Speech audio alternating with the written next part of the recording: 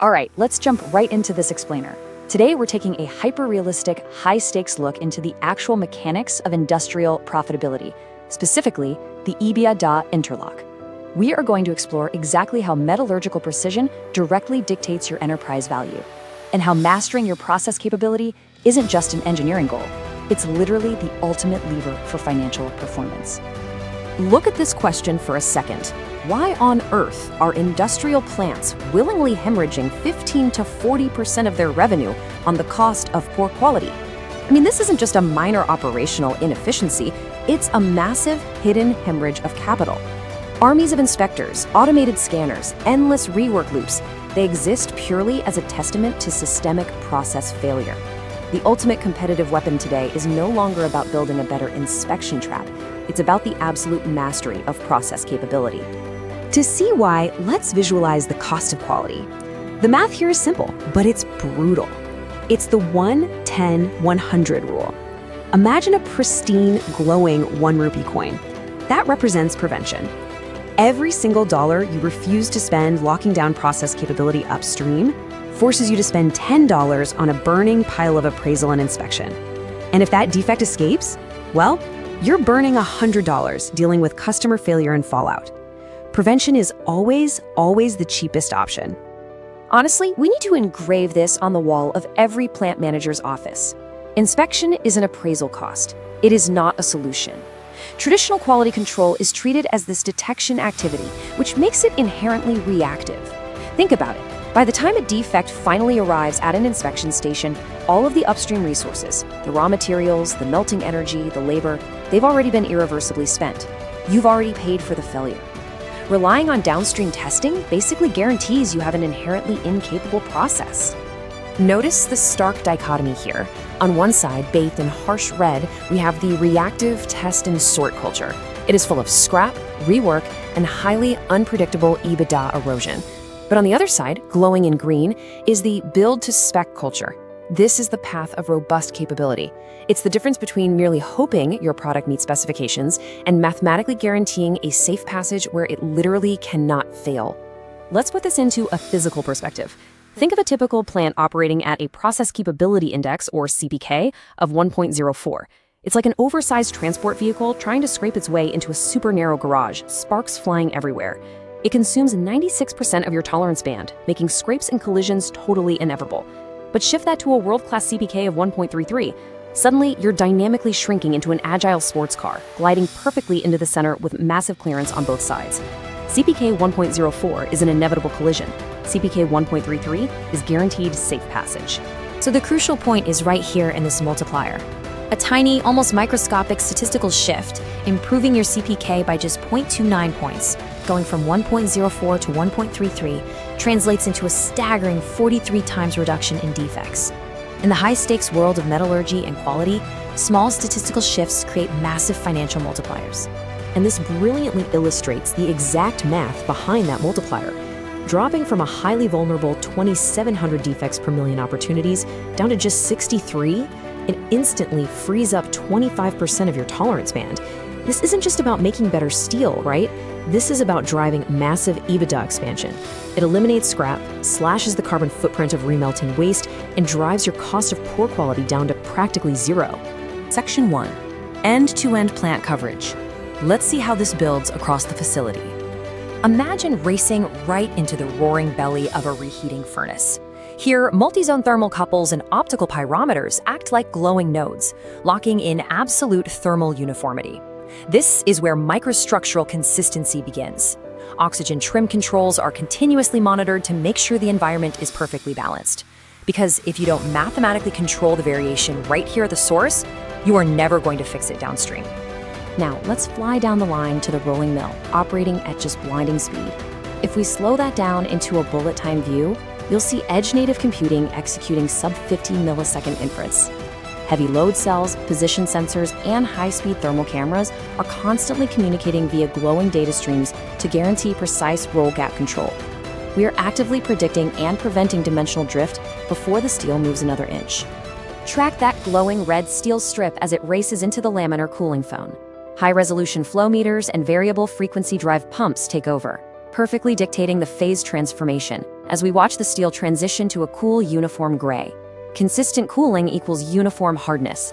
It locks in that world-class CPK well above 1.33 before the product even hits the coiler. Section 2. The AI and Industry 4.0 ecosystem. Let's look at the cybernetic backbone making this possible. Through this capability management ecosystem, watch how digital tethers translate raw edge data into predictive quality actions. The system is constantly monitoring for statistical drift, say 7 consecutive points trending slightly off-center, long before that 3 sigma limit is breached. It automatically triggers closed-loop corrective actions, seamlessly maintaining the CPK without a human operator ever having to lift a finger. Now this is where it gets incredibly advanced. Standard, purely data-driven AI, it often fails in complex metallurgy because it just doesn't understand the science. Enter physics-informed machine learning, or PIM. PIM is literally forced to obey metallurgical physics. It integrates fixed laws of diffusion and thermodynamic first principles right into the algorithm. It accurately maps phase transformations with over 88% accuracy, effectively solving the notorious black box AI failure. Think about a computer vision quality gate. We zoom microscopically into a steel coil, moving at line speed, as a green laser scans the surface and flags a tiny defect. Instantly, the system traces a digital line backward through the entire plant, linking that exact defect to a 3D model of a continuous casting mold that was oscillating erratically hours ago. We're correlating defects directly to their upstream root causes in absolute real time. When a holographic dashboard flashes a complex anomaly today, the response is totally transformed. In the old days, this meant days of tedious AD documentation and reactive firefighting.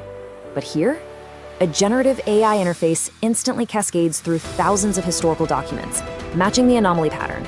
It collapses what used to take days into an immediate, actionable CAPA checklist, delivered in minutes. Focus in on a macro shot of a heavy-duty mill bearing. Here, deep learning algorithms pulse around the bearing, analyzing a continuous stream of vibration data to predict catastrophic failures up to 48 hours before they even happen. Mechanical drift destroys your CPK. AI protects it by predicting that drift, allowing for perfectly timed predictive maintenance that keeps the process tightly centered. Section 3. Global vendor benchmarks. Let's anchor this technology in validated reality. Picture a holographic globe spinning with sleek platinum logos dropping onto the map. Primetals Technologies, SMS Group, Danieli, Tenova. These companies represent the absolute apex of advanced process control and intelligent melt shops. They are proving that predictive capability isn't just some futuristic concept. It is the baseline standard for global competitiveness today. Let's zoom in to a specific benchmark, the SSAB mobile plate Steckel mill. They utilize a glowing blue digital twin of their MULPC cooling system, running completely parallel to the physical production line. This digital replica simulates precise cooling dynamics, calibrating models to specific product groups and guaranteeing microstructural integrity before the physical steel ever hits the cooling bed. Section 4. The EBITDA Interlock. This is where all the physical science translates into financial leverage. Ultimately, all of this photorealistic technology and metallurgical physics leads to one majestic, platinum-tier reality. It's a step-by-step interlock. Mastering CPK at the top drives higher yield and lowers your cost of poor quality. This directly cascades into massive EBITDA expansion, significantly lower carbon exposure, and ultimately, it multiplies the enterprise value of the whole organization. Your process capability dashboard is, for all intents and purposes, your EBITDA dashboard. I want to conclude with this incredibly provocative mandate. Stop paying to detect defects. Start investing in process capability that prevents them. You have to ask yourself, are you going to remain content with funding endless inspection lines and bloated scrapyards? Or are you ready to permanently upgrade your operational mindset, harness the power of predictive AI, and secure sustainable world-class profitability? The technology is here. The choice is absolutely yours. Picture a blazing electric arc furnace tap stream in slow motion. Now imagine that molten metal dissolving directly into a financial ledger, where one single metallurgical metric collapses right into a live Euro CBAM tariff counter. Welcome to This Explainer. Today, we're diving into the ultimate executive mandate, the EBITDA Interlock. We're going to see how your Process Capability Index, CPK, is literally the only number connecting the physical reality of your mill floor to your EBITDA, your carbon bills, and yeah, your stock price. But first, we need to face a pretty stark reality. Right now, conventional steel plants are hemorrhaging anywhere from 15 to 40% of their revenue, and they're doing it by inspecting, sorting, and reworking problems that, frankly, should never even exist in the first place. Think about that. That's an astronomical amount of capital trapped in what we call the inspection illusion, basically funding the detection of failure instead of engineering the capability of success. So how does this capability gap hit the boardroom? Well, it's massive. When you manage to shift your plant from an industry average CPK of, say, 1.04 up to a world-class 1.33, you aren't just making acute incremental gain. That 0.29 shift, that equals 43 times fewer defects. Literally 43 times. It's a massive multiplier that flows straight past quality control and lands right on your bottom line as pure profit. Let's put this into physical perspective. Imagine sweeping a drone over your scale pit waste and remelt loops. If you've got a 1 million ton per annum plant operating at a 95% yield, you're generating 50,000 tons of entirely avoidable waste every single year. You are burning raw materials, immense energy, and thousands of man-hours to create product that is destined straight for the scrap bin. And here's where it gets incredibly expensive. This waste creates an invisible carbon tax. Remelting all that scrap isn't just an operational headache, it sucks up roughly 400 to over 525 kilowatt hours per ton. Mathematically, that inflates your carbon intensity by 6 to 12%. And in today's regulatory environment, that triggers severe penalties under frameworks like the European Carbon Border Adjustment Mechanism, or CBAM. A low process capability is, quite literally, taxing your margins and killing your ability to export. Let's land this macroeconomic impact with a hard number. Picture a macrothermal camera tracking that glowing 1200-degree oxide scale just flaking off a rejected slab. That represents 11.3 million euros in totally avoidable carbon levies per million tons of production. And the real kicker? That's the cost before you've even fielded a single customer complaint. This is just the internal bleeding of an incapable process. Okay, so why does this actually happen? If we micro-zoom in to the solidifying dendrites with, say, a molecular animation, we hit the Scheil equation and centerline segregation. These aren't just academic concepts. They are the mathematical and thermodynamic reality of continuous casting. A low CPK means you've got structural failure modes forming completely invisibly at the molecular level, long before that steel ever gets near a rolling mill. And at that microscopic level, it's a war zone. Imagine platinum blue solid phases clashing with amber liquid segregates. If your chemistry and cooling aren't statistically locked down, you get hot shortness. Liquid copper penetrates the austenite green boundaries and acts like a literal liquid knife. The moment the steel hits the rolling mill, it tears itself apart. The point here is that statistical discipline isn't just a metric, it's your ultimate metallurgical safeguard. Which brings every executive board to a critical crossroads. You essentially have two dramatically different paths. Path one is the reactive, crazy expensive test and sort culture. That's where you wait for a failure to happen and then burn money trying to find it. Path two is the proactive, highly profitable build-to-spec mindset. You control the critical variables upstream, you stabilize the physics, and you deliver right first-time quality. Inspection finds defects, sure, but capability prevents them altogether. So, how do you actually guarantee a build-to-spec environment? Well, step into the modern control room. It comes down to physics-informed machine learning. Look, traditional AI often fails in metallurgy because it doesn't actually understand the science.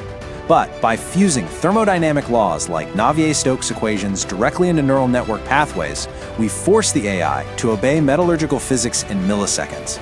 And when you build this edge-native digital twin architecture, the results are mind-blowing.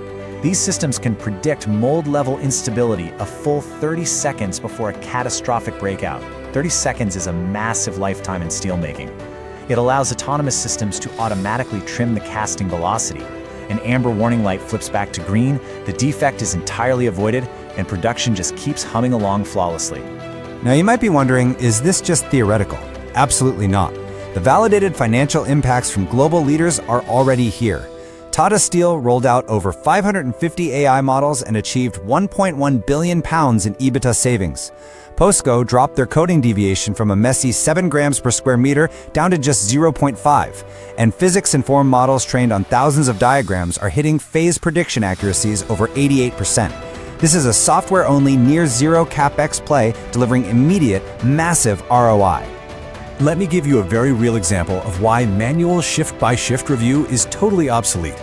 There was a European wire rod mill where the CPK was completely stalled out at 0.94. Manual reviews entirely missed an invisible 11-day incremental drift in a guide box because the data was just buried across different logs. But the second they deployed AI-augmented, real-time statistical process control, it caught the drift instantly. They swapped the box and CPK soared to 1.41. Zero changes to the actual rolling parameters, they just turned on the lights with real-time statistical visibility.